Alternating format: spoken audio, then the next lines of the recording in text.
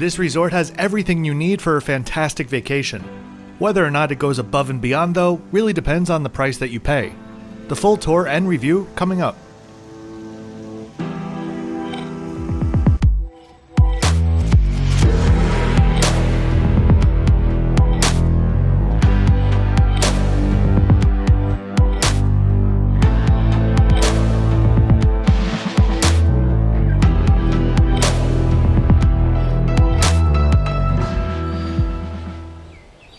It took me a full 3 days to finally sit down and write this script, and I think I finally know why. The Pullman Phuket Arcadia Naithon is a beautiful resort, perched above Naithon Beach, but it's not necessarily blow me out of the water spectacular, and I need to explain why that might be okay. But first, let's talk about the location. If you prefer to jump ahead to the tour, skip to the time marker below. Mainland Thailand has two coastlines, the longer on the Gulf of Thailand, and the other shorter one along the Andaman Sea. Phuket, Thailand's largest island, is a lush and mountainous setting in the southwest of the country. In the far northwest of the island, you'll find Phuket International Airport, which pre-pandemic was handling over 18 million passengers per year. For perspective, that's around the same as Montreal Trudeau Airport. The Pullman Naithon is a short 20-minute drive to the south. The resort is a collection of small, low-rise buildings scattered around the cliffs on the north side of the beach. Home to lush gardens and full of tropical pines contrasting against the seafoam green surf. From the main road, the resort is up a series of steep driveways which will eventually take you to this beautiful view from the lobby.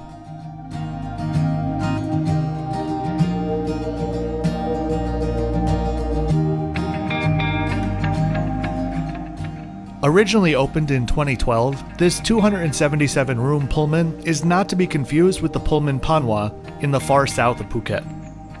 Approaching the receiving area, we have what I think might be one of the most bizarre things I've seen for a while at a resort: doorless cars. I mean, they're black and bright orange. This was a very intentional decision instead of golf carts like I think every other resort. I can see how perhaps some guests think they're cute. To me, this is kinda what some cars used to look like in the morning in my neighborhood in Buenos Aires when I used to live there.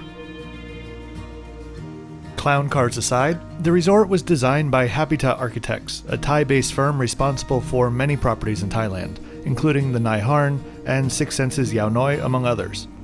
The design of the sprawling resort purposely staggered the structures and kept most roofs flat to maximize the ocean views, except for the entry and reception area, which, with its vaulted gable and hip roof, is meant to feel like a large single sala, the Thai term for an open communal area in traditional houses. The terraced reflecting pools and swimming pools meant to feel as if the resort is spilling into or merging with the seas. I'll admit, spilling into probably not the best choice of words. Let's talk a bit about Pullman. Owned by Accor, the parent company of Sofitel, M Gallery, and Fairmont, among many others, Pullman considers itself a lifestyle brand. What's that? Well, in my experience, this is usually what big box companies label their brands that are supposed to cater to a slightly younger demographic. They claim to focus on innovation for their hyper-connected customers. This is where they excel, for example in their contemporary design, and also fall short, sometimes focusing on the design too much, where a bit of function would be appreciated by everybody.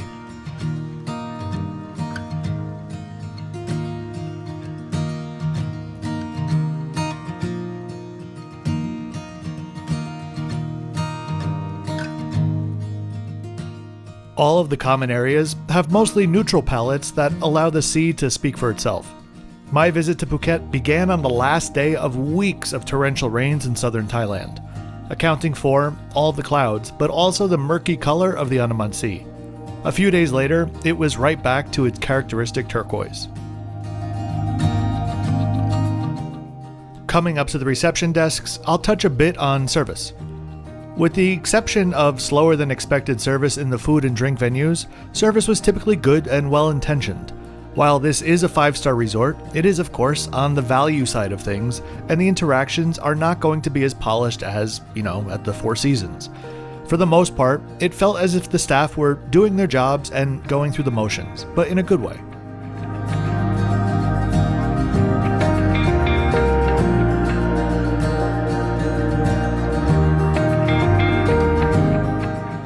The open-air pool bar, one of 4 F&B venues on the property, is directly under the reception sala, overlooking the pools. During my stay, drink and lunch service was available from 9 a.m. until 7 p.m., but of course this is subject to change. Considering the rains that we had, I did appreciate that while it's open air, it's firmly undercover, not like everyone's sitting within a few inches of the downpour. The main pool is clearly the focal point of the resort. A good enough size so you didn't feel like you were on top of your neighbors, so to speak. You were able to do your own laps or find a shady spot under the tree. Currently, the resort is 9 years old. From my experience, that can be a bit of a precarious time for resorts. It's definitely not new anymore, but also not necessarily due for like a full renovation. I can say for certain though, that almost all of the facilities and materials were holding up really well.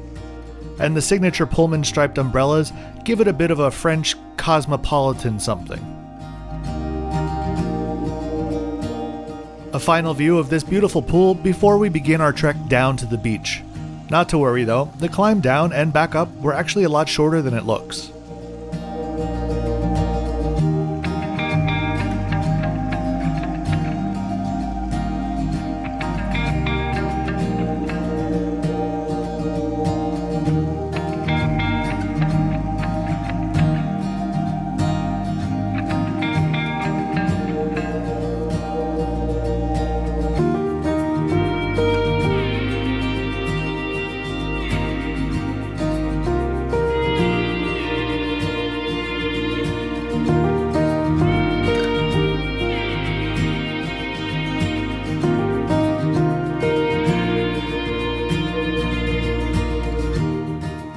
This building on the left here is, I believe, the largest of all of the structures on the property, featuring all oceanfront rooms. The same category that I stayed in, which we'll see in a bit, though I do think that my location was a bit better.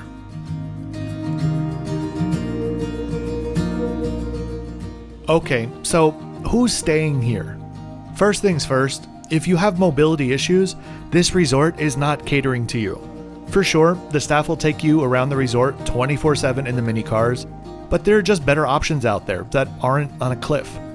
Generally, the crowd was mostly young couples with a few younger families here and there. There's nothing here though like loud music or pretentious menus that would make it not so family friendly. In fact, they have a really good sized kids area, but I'd say younger, non-partying couples are their target.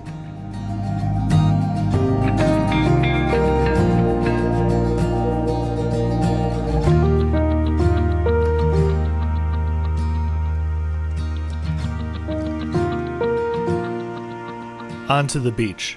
Naithon Beach is a small, by Phuket standards, and quiet beach. In a moment, you'll see how quiet the area is now, but even before the pandemic, this was not a party scene area, far removed from Patong and all sorts of bars and stuff that you'd find on Bangla Road. The Pullman is basically the closest that you're going to get to sleeping beachfront on Naithon, which accounts for the clean sands and water and relatively undisturbed trees and mangroves in the area.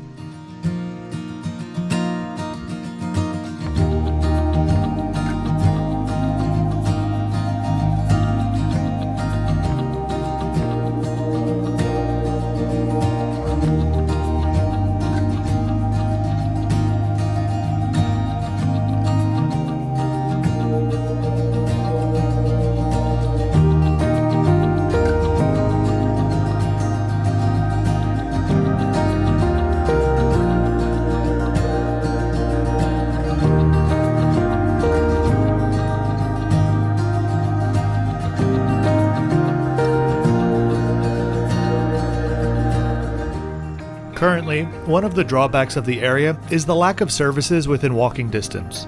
If you want to access a mini-mart or a selection of other restaurants, you'll need to book a taxi or Grab. One benefit of jumping through a few hoops to visit Thailand now though, you get massive beaches all to yourself.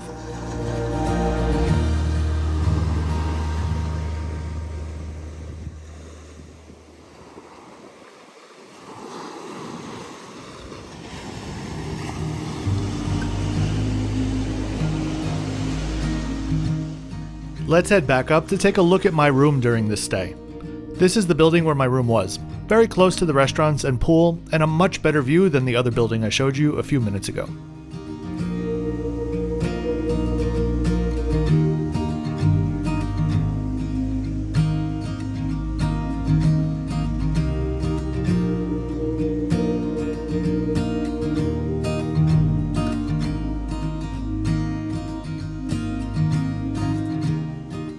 One thing worth a shout out though, housekeeping apparently needs more closets. There were always supplies, carts, and used linens just outside of my room, for reasons I've yet to understand. The entrances to the rooms are a bit unique in that the first door just brings you into a small vestibule. On the left side is an air shaft, said to allow natural light into the bathrooms, and on the other side is a bench and a door to connect to another room. All of this just felt unnecessary, especially since the room wasn't particularly spacious. Would definitely have preferred that square footage in the room or on the balcony.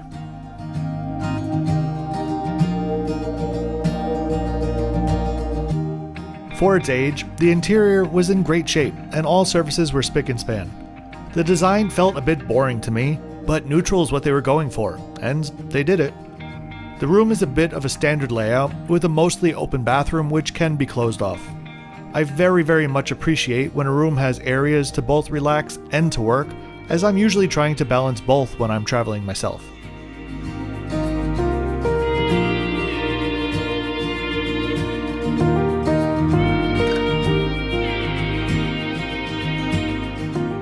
The room was well outfitted with universal outlets plus a few extra USB ports near the desk.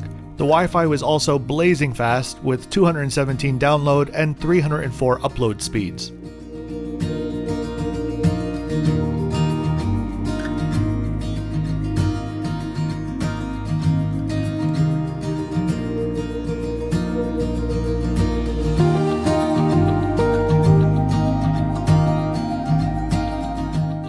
The minibar area was stocked with an espresso machine, great.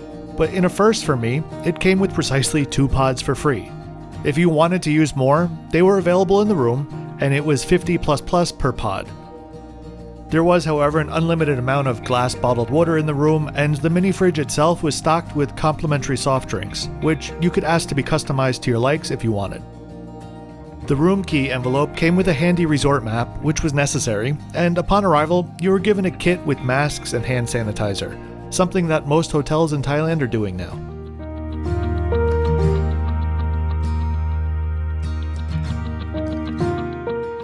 The closet situation was great. It was walk-in and large enough to store everything you needed out of sight. To this day though, I just cannot imagine how the room next to me is laid out, with my closet eating into their space. Anyway, also appreciate the almost adult eye level safety box and the beach bag and towels available for use.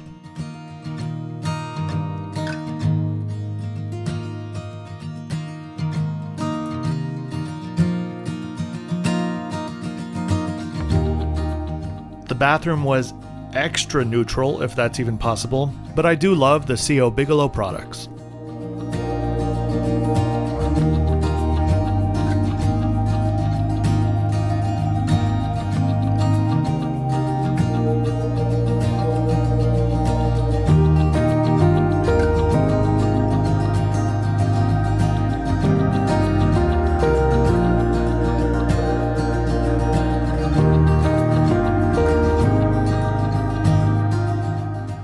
And here we have all of that natural light from the air shaft.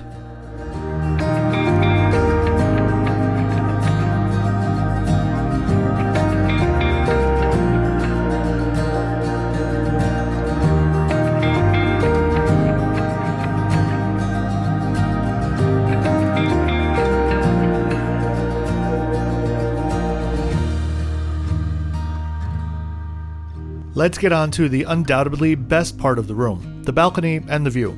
Just to point out, on just about every website selling these rooms, there were multiple photos of balconies with beautiful dark wood, slatted walls, and high ceilings. Spoiler alert, those are only on the top floor.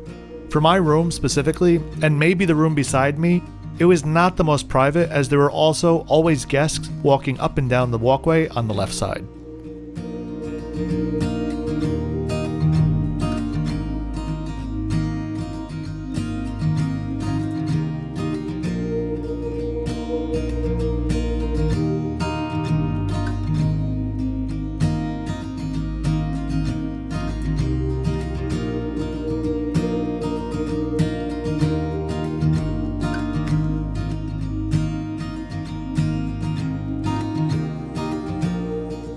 This is certainly one of those resorts that is really beautiful at night. One thing that was not so great though was the room service. Everything was in to-go containers and delivered like any other takeaway meal. The containers were enormous and the portions truly, laughably tiny. This goes back to design being prioritized over function. I should have known something was wrong when I felt how light the bag was.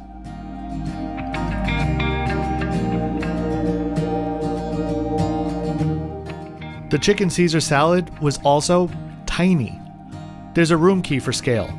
And while eco-friendly, the fork lost its battle against the undefeated romaine in the first round.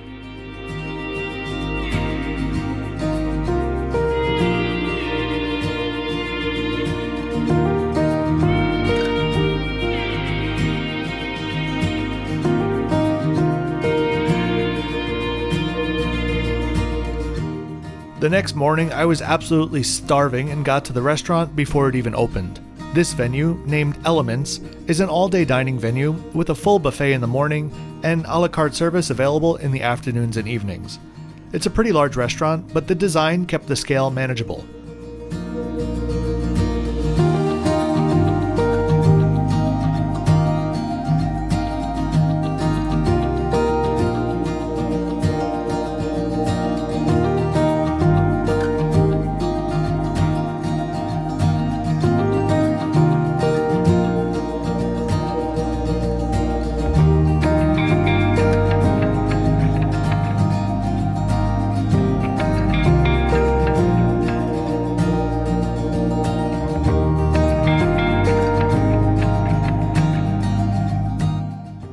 The buffet in general was standard fare with an egg station, but where improvement was needed was with their hot dishes. Most were generic vegetarian versions of their former delicious selves.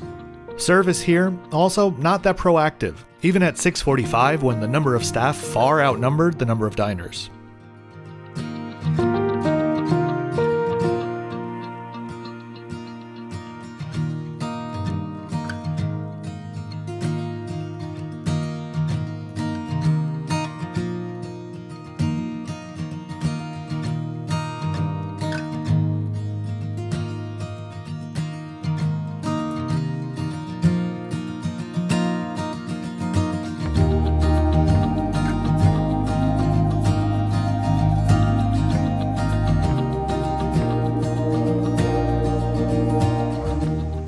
Vero, the Italian trattoria, or however you want to call it, was just above and was booked solid during the time I was there, which honestly was shocking considering occupancy, so I didn't get a chance to try it out. The alfresco views were perhaps the reason why it was so busy.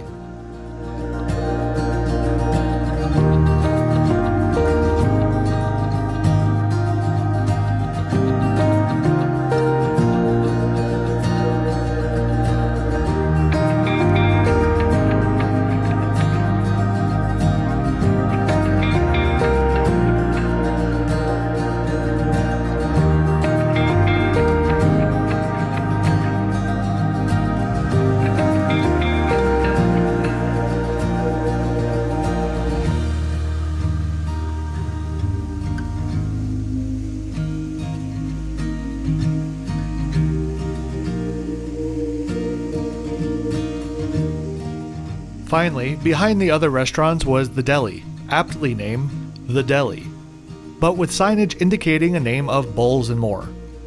To be honest, the confusion makes sense. When I checked in, the front desk agent was very kind and knowledgeable, except when it came to this venue, which she really couldn't quite decide if it was a coffee shop, or a deli, or an ice cream shop. You decide.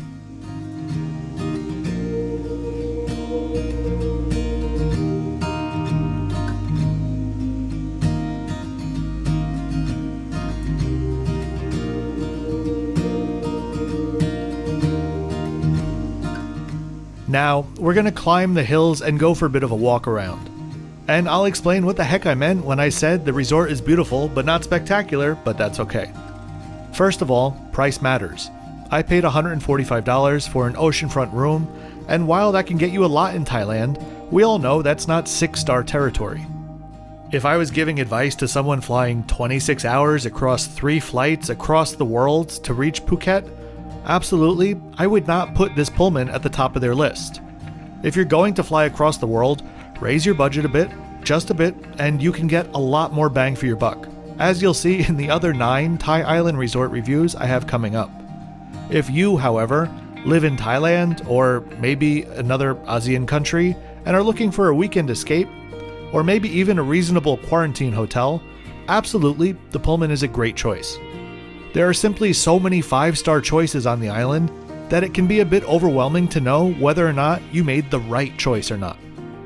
In this case, I think splitting the 5-star properties into 3 categories of like great, spectacular, and unmatched is useful, and the Pullman is great.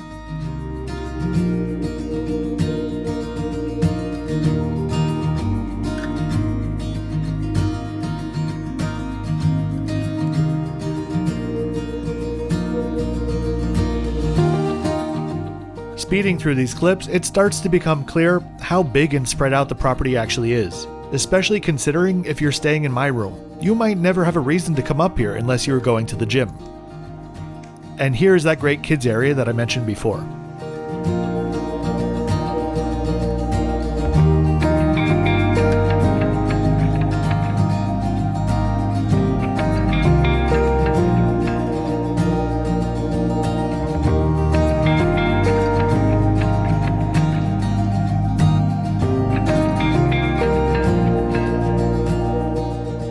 There's essentially another entire resort up here, allowing these rooms to have close access to their own swimming pool, also with a beautiful view.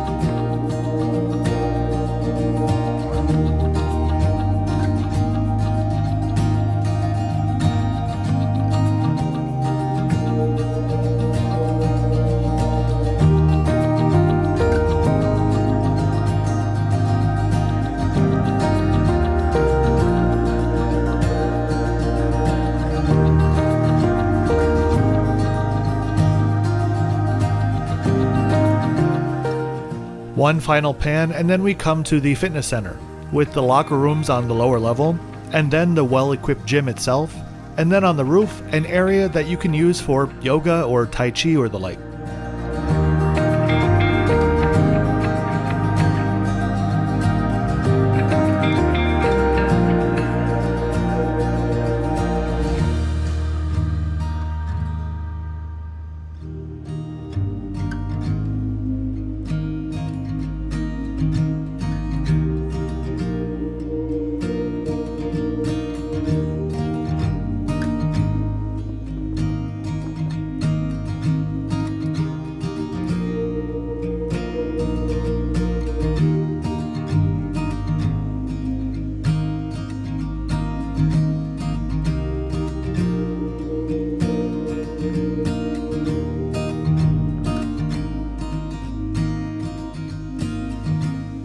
Finally, and I guess this goes back to what I said about the property not being great for those with mobility issues, these little hills are super steep, like Great Wall of China steep, like baby step steep. The camera doesn't at all do it justice, to be honest.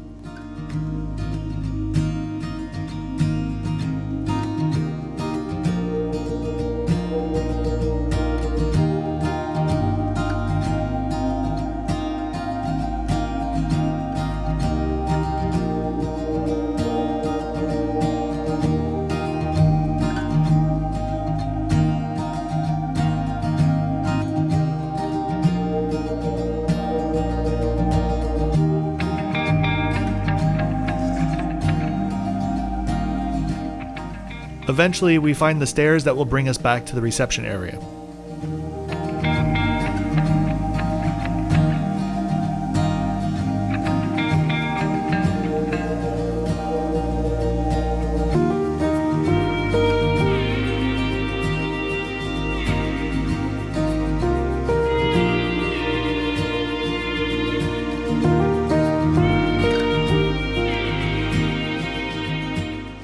And finally, like 10 minutes before I needed to check out, the sun was shining bright, and you could finally see the true color of the Andaman Sea.